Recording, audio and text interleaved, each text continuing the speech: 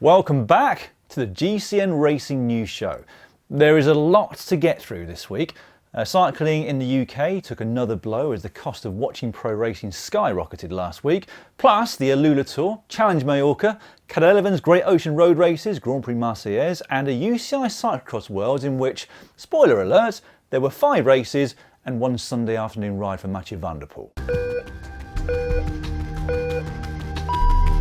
This week in the world of racing, we learnt that successful last kilometre attacks are still a thing. I've got to say, I thoroughly enjoyed watching that race yesterday. Over at the AlUla Tour in Saudi, Tim Merlier got his season off to the best possible start.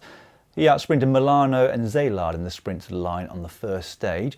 So first race, first win for the European champion, and he backed that up 2 days later with a sprint that was so ferocious, he basically gapped the rest of the field. He's certainly not slowing down with age, is he? Stage 2 was the first GC shake-up and marked the first win for Tom Pidcock in his new team, Q36.5. He didn't put a foot wrong on the climb to the finish. He rode near but not at the front for the majority of it, making sure he was controlling any dangerous moves, and then when he went, nobody could respond. And like Merlier, he backed that performance up 2 days later on the Queen stage, attacking on the climb and staying strong enough over the remaining flat kilometres to keep the rest at bay.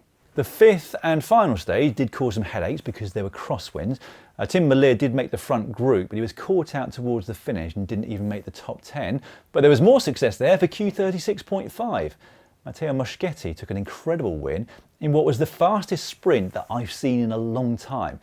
In fact, I was looking at his Strava file, and for the last 2 minutes of that stage, he averaged 70.6 kilometers per hour and maxed out at 81.6. Yes, it was tailwind, but still, watching those guys rub shoulders at that speed puts my heart in my mouth. It really is mind-blowing. His teammate Pidcock was safely ensconced within that front group and so took his first ever GC win as a pro rider. So in his 4 years at Ineos, he won 5 races on the road. In his first 5 days of racing with Q36.5, he's won 3. Admittedly, it wasn't the strongest GC field, but nevertheless, way to get your season off to a great start. Now, I had worried that an off-season packed full of contract negotiations might have affected his preparation for this year, but I was clearly wrong. Behind him, there was quite a big shake-up on GC due to those crosswinds on the last day. Rainer Keplinger of Bahrain and Alan Hatherley of Jayco both found themselves on the wrong side of a split and both dropped 3 places and off the final podium. Taking full advantage were Uno X. They got all their GC rides into the front group and ended up 2nd, 3rd and 4th on GC with Varsnes, Coulset and Halter respectively, racking up 215 UCI points in the process. I'll have a road racing interlude now to quickly wrap up the Cyclocross World Championships. As I said at the top of the show, there wasn't really a race in the elite men's, as many of you correctly predicted in fact in the comments under last week's show, where I attempted to create some anticipation and excitement of an MVDP Van Aert duel. I didn't help that Van Aert had a terrible start, but nevertheless, the race was kind of over after 3 minutes. Even with the knowledge of how good Van der Poel is at the moment, it was still quite surprising to see just how far ahead he was in such a short period. He was head and shoulders ahead and almost knees and toes too. Anyway, the rest of it was plain sailing for the Dutchman, who went on to equal the record for elite titles in the men's category. He's now equal with Erik de Vlaming on 7. Van Aert took silver and Thibaut Nys did well to take the bronze. In the women's, there was an epic battle. Fem van Empel and Lucinda Brandt were locked in battle throughout, and the lead seemed to constantly change. A slight mistake though ahead of the finishing straight meant we didn't get a sprint finish, so Van Empel sailed to a 3rd successive win. Puk Pieterse took bronze there. In the other races, Zoe Bagstedt of GB went back-to-back in the under-23 women's, whilst Tibor Del Grosso was in a class of his own in the men's. Whilst in the juniors, the Rainbow Stripes went to Italy's Mattia Agostinaccio and France's Lise Rivol. Apologies for not spending longer on such a big event. We don't have any rights to video footage. There's only so much you can do with photos. Back to road racing, and there was a win for Ali Wollaston at the Surf Coast Classic, her first in the colours of FDJ Suez. She got the better of Dygert and Baker, but she backed that up with an even more impressive win at the Cadel Great Ocean Road Race a couple of days later. There, she made the front split in what was a very aggressive race, outsprinting Swinkles and Rugg to the line. In the men's races, Picnic Postenel won the first of them with Anders Lund, who beat Sam Welsford to the line. Just goes to show what he's capable of when he doesn't come up against a Danny Van Poppel-shaped bollard in the last couple of 100 metres. Of note that day was that Albert Willett Philipson rode back to the hotel after the race, giving him 250 kilometres in 6 hours. He's not short of motivation, is he? Jayco ended their Australian summit in the best possible way. Mauro Schmidt took a flyer at the Cadel Evans race with around 8Ks to go, and despite the best efforts of those behind him, he was never caught. A reminder that you can watch a full season of bike racing live on Discovery Plus and Max, and now in the UK, of course, on TNT. In Mallorca, we had some cracking racing last week, actually. Jan Christen of UAE stole a march in a Trofeo Calvia. He could have a massive season ahead of him, couldn't he? Whilst EF set up Moraine Vandenberg perfectly and delivered the goods the next day in the Trofeo Cesalines. Florian Stork took the first win of his career and the second season win for Tudor Pro Cycling in Polenthe the following day, while Saturday's race was cancelled due to adverse weather conditions.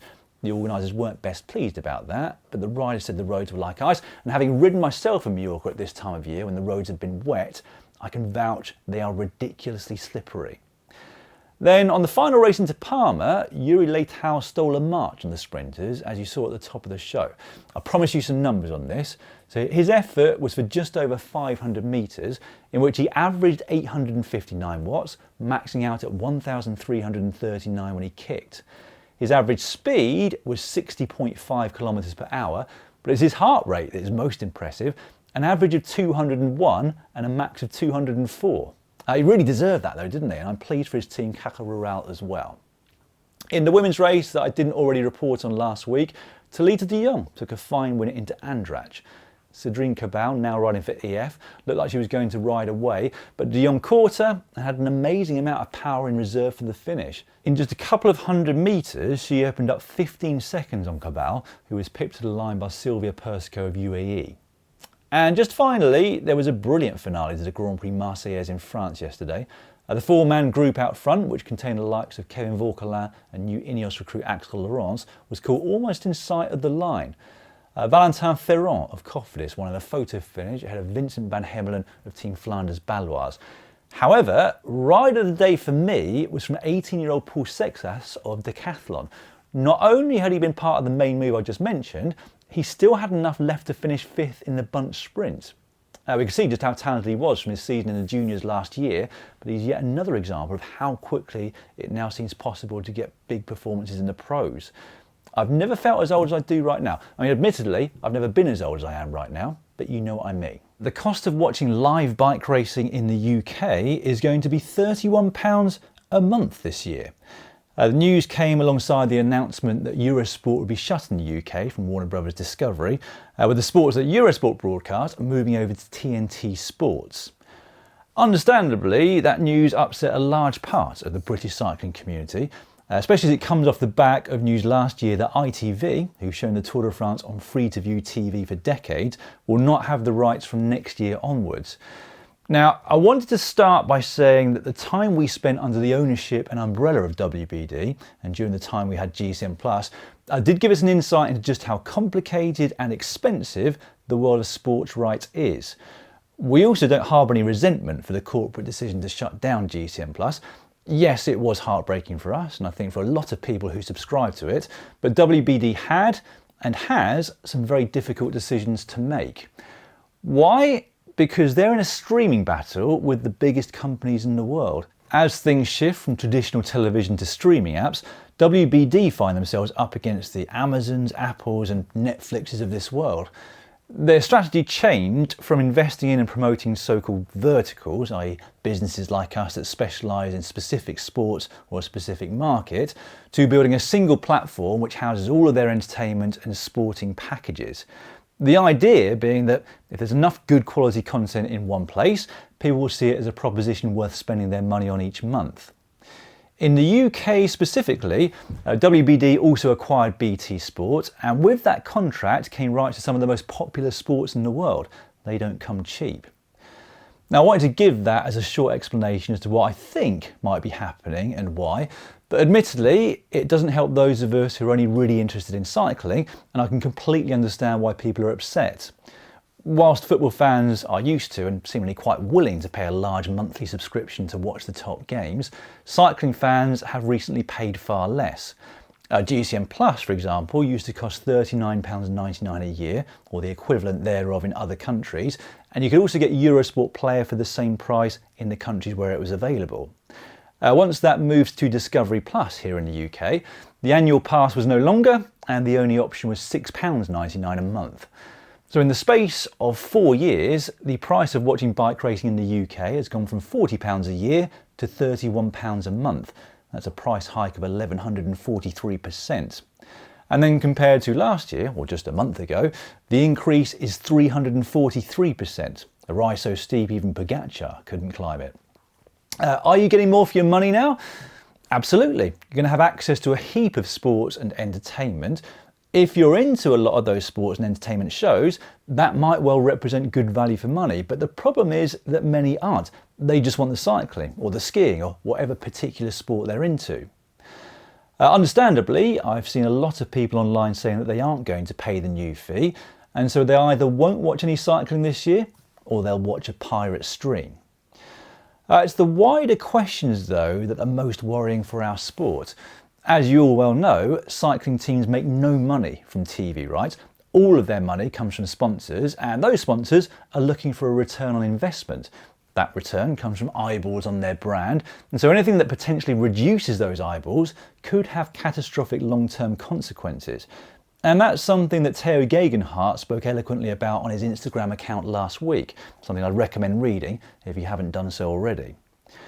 Beyond the team's worries, I also wonder what's being said behind closed doors at race organisers like ASO, for example.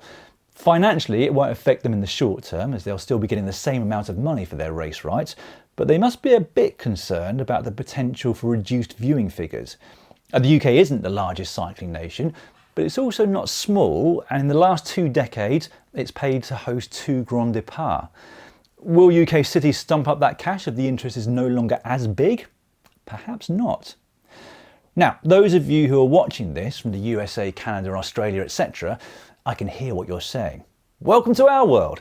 And perhaps you're right, maybe we had it too good for a long time, and this was at some point almost inevitable.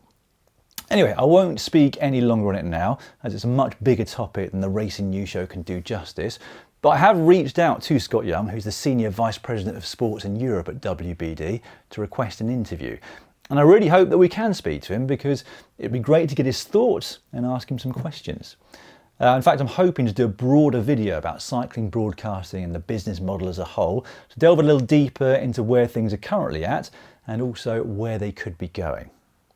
Right, let me know your thoughts, both about the price hike and how it might affect our sport in the coming years. And also, if there's anything you'd specifically like me to tackle in the video around broadcasting, please let me know in the comments section below. Right, I thought I'd wrap up the racing with an early look at the number of wins picked up by top pro teams so far. Early days, but already quite interesting. UAE Team Emirates XRG have hit the ground running again. They've notched up 5 wins so far, and Pogacar hasn't even started racing yet. Q36.5, who aren't even World Tour, are second on 4, then Jaco AlUla and Bora Hansgrohe have 3 each. Cofidis and Movistar will be very pleased with their season starts. They've both got 2, as have Soudal Quickstep, and the only other World Tour teams who have got themselves off the mark are EF and Picnic Post NL. I should also mention Tudor Pro Cycling actually, who've notched up 2 victories despite far fewer race days than the World Tour teams. It's been a good start actually for the pro teams, with 7 of the 17 already taking a win this year. On the women's side, it's been quite evenly spread. FDJ Suez have 2, courtesy of Wollaston, and then UAE, Canyon SRAM, Human Powered Health, Sirotti, Lidl Trek and Movistar have 1 each. None so far for SD Works, mainly because they haven't raced yet. In other news, the UCI has banned repeated carbon monoxide inhalation. Teams and riders will still be able to use it in a medical facility overseen by a medical professional. That's effectively to assess their response to altitude training, because it shows measurement of hemoglobin mass and blood volume, but they're no longer able to repeat that within 2 weeks. There's been some good news for Intermarché Wanty, as the French supermarket has extended their sponsorship through to 2028. And whilst I'm giving good news, Remco Evenepoel has done his first ride outside since his training crashed late last year. And just finally, the familiar sight of the blue Shimano neutral service car will continue until at least the end of 2028, at least in UCI organised races, because they've just signed a contract renewal with the sport's governing body. That is all for this week. Thanks as ever for watching. I'll see you again next Monday.